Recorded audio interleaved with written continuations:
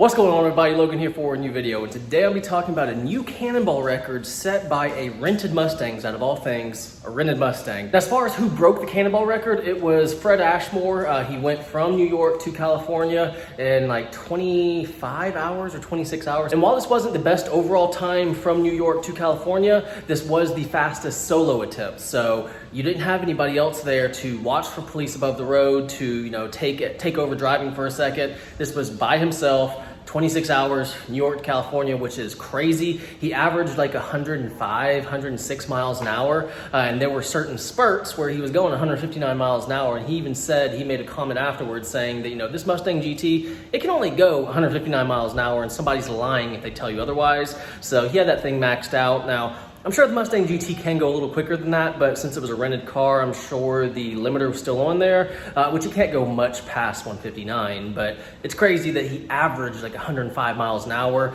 Now, as far as other things he had done to the car, he had he had like 3 fuel tanks, which got him, I think, like 130 extra gallons he could put into his car, and he only stopped one time to refuel, which he was in contact with a few friends, and he pulled off to the side of the road, and they fueled the tank, or they fueled his gas like that in like under 8 minutes. So he had this whole thing planned out.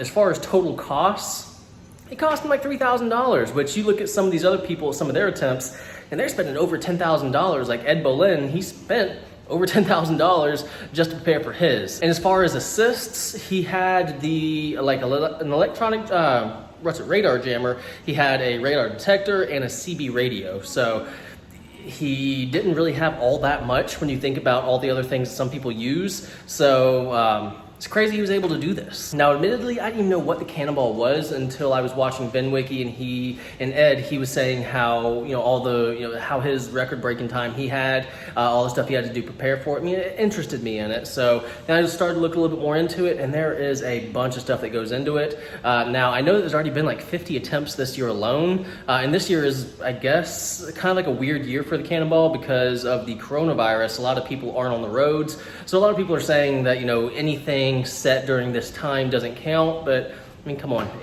to me, it still counts. I understand there are less people on the road, but there are days, several days all throughout the year where there are generally going to be less people throughout the road, so people can do those attempts during those times. And plus, the country's reopening right now, so as far as how much of a help the coronavirus was, I really don't think it was that much in this case. And amazingly, he didn't get pulled over once. So to me, that's kind of crazy because, if there were less cars on the roads, there would be more, the cops would be able to target you a little bit better, but still, he wasn't even pulled over. He did have a close encounter and he was able to kind of squiggle out of that, but it wasn't pulled over. So that's kind of crazy. As far as him using the bathroom, obviously Gatorade bottle for that to, limit the downtime. So these Cannonball records, the more you look into them, the more impressive they are, because from New York to California, I remember when my family moved from Oregon to Texas when I was like 11 or 12, it took us 5 days just from Oregon to Texas. Now, granted, we had a U-Haul truck, and we were hauling a Suburban behind us, so we couldn't go over 55 miles an hour.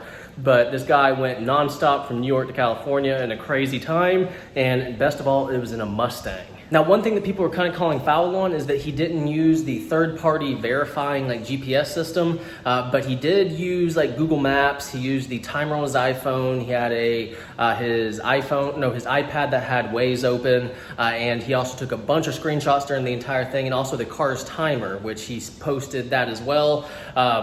Yeah, he didn't use the app, but everything's pointing that this was legit, and he has a bunch of screenshots to prove it. So it's crazy. He did it.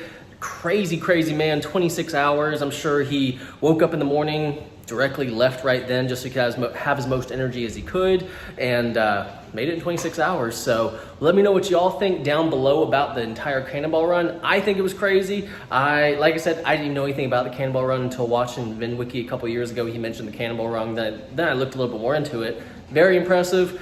but let me know what y'all think down below. Now, before this video is done, I am making shirts now. Now, these are for some of my neighbors. They saw the sticker on the side of my car and decided, they went up to me and asked, do I have any merch, which I don't have any made until now. Now, if you do want a shirt, just put it down in the comments that you're interested, because I still only have like 4,000 subscribers. I'm still such a small YouTuber, and I just need to know roughly how much I'm gonna make. I can do custom things, like I put their names in the corner. On the back I have this, and YouTube, all that kind of stuff, Blue Crew. So if you want one, let me know, and I can have one made for you. And one thing, I can make them in any kind of material you want. I can have them say whatever you want. So whatever you want, just leave it down in the comments below. But guys, I really do hope you enjoyed this video. If you did, please like and please subscribe. And as always, have a great day.